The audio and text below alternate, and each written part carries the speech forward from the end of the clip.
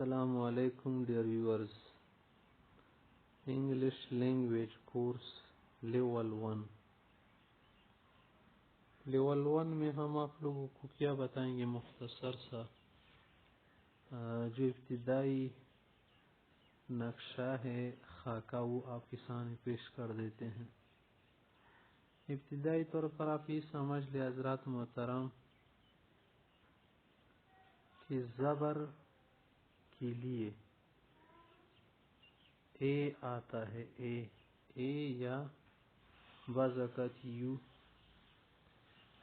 زیر کے لیے کبھی آئی، کبھی ای اور کبھی اے وغیرہ آتا ہے، اور پیش کے لیے او یا یو یا او یو آتا ہے۔